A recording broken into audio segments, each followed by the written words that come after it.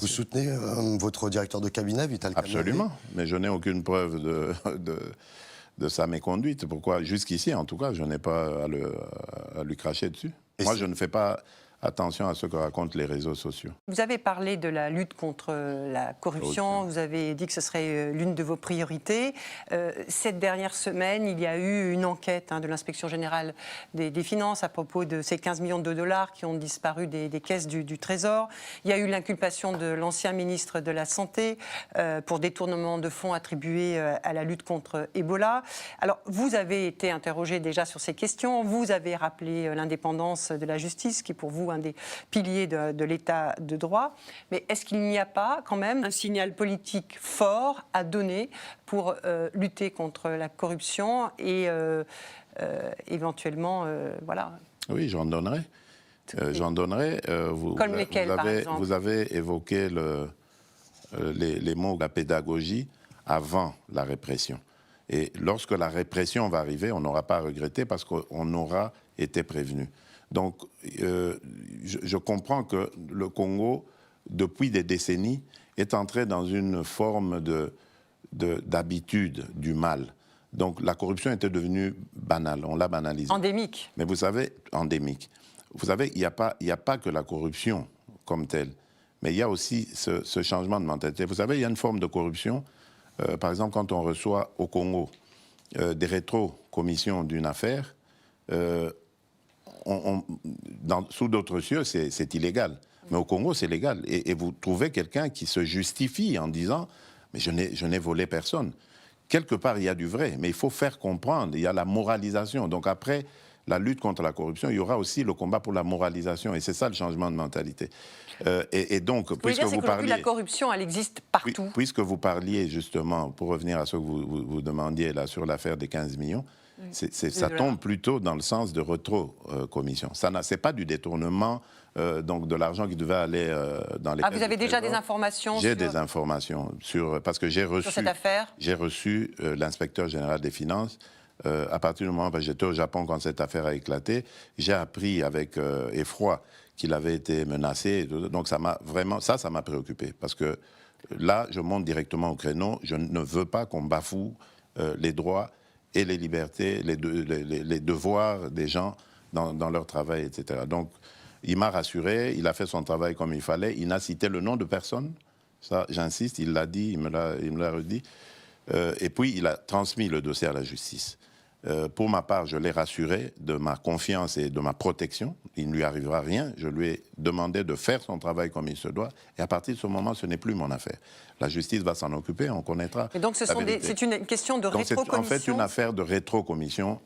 Vous voyez, on paye une facture et puis vous dites, puisque je veux vous payer la facture, rendez-moi aussi autant. C'est des choses. Et donc, ça veut dire que ces pratiques continuent, même sous votre présidence? Oui, je reconnais, mais je n'ai pas dit, moi, j'ai jamais dit que parce que je l'aurais décrété, parce que je l'aurais décidé, que tout va s'arrêter le même jour.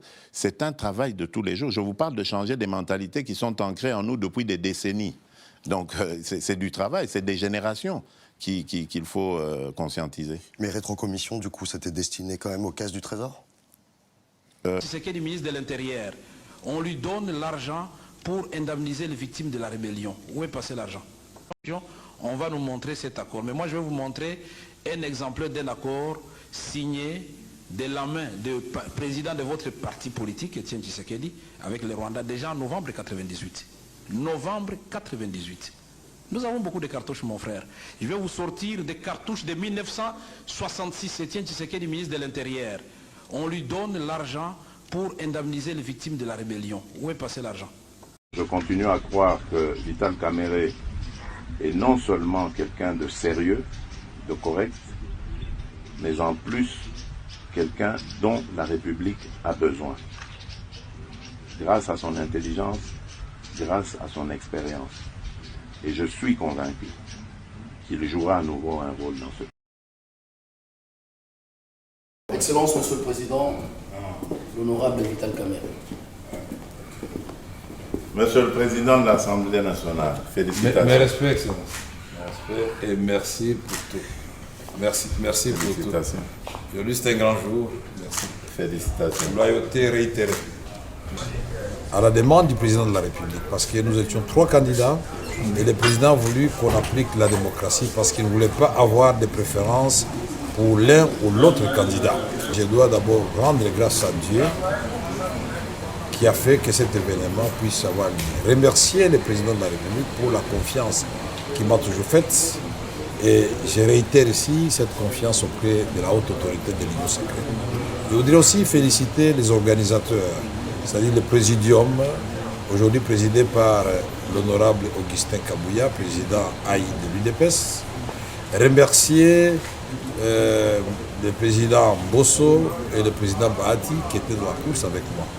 Nous avons gagné ensemble parce que nous avions pris l'engagement devant le président de la République de mener un combat loyal, démocratique, et que ce combat ne laisse pas de séquelles, que ce combat ne nous divise pas, que ce combat se fasse dans la loyauté, et que bien au contraire, que celui qui gagne puisse avoir un regard tout à fait particulier envers et respectueux envers ceux qui ont perdu, et que ceux qui ont perdu comprennent qu'ils n'ont pas été frustrés, mais c'était la volonté de la classe politique, de la majorité. Ici, je remercie particulièrement la première formation politique que j'ai eu à rencontrer, c'est-à-dire l'UDPS, et ses alliés qui comptent beaucoup de députés au sein de la Chambre, qui peuvent faire basculer les choses dans un sens comme dans un autre. Je remercie tous les regroupements de l'Union sacrée qui m'ont fait confiance. Je remercie les amis du PSR, Tony Kankou, Jean-Lycée Boussa, Julien Paloukou, Bokele et d'autres qui nous ont accompagnés dans ce dur combat. Maintenant que je vais devenir président de l'Assemblée nationale, inévitablement, parce que je serai le candidat de l'Union sacrée de l'opposition, candidat unique, et je voudrais rassurer tout le monde que nous allons travailler dans l'harmonie, que nous allons faire en sorte que nous puissions redorer l'image de l'Assemblée nationale et du député national. Nous allons faire en sorte que la séparation des pouvoirs soit une réalité. Nous allons pousser le gouvernement, la première ministre et les ministres à remplir leurs assignations contenues dans le programme du gouvernement. Donc le contrôle parlementaire sera de rigueur. Nous allons faire en sorte que les cris de détresse de notre population profonde soient relayés dans les débats à l'Assemblée nationale. Et surtout, cette agression rwando-ougandaise contre notre pays et particulièrement dans le Nord Kivu et dans l'Ituri, il faudra que là, cela se sache. Nous allons faire en sorte que les réformes soient élaborées et adoptées à temps pour que les actions du gouvernement trouvent un matelas sur lesquels elles vont prospérer et porter des fruits en termes d'héritage que le président voudrait laisser à notre pays.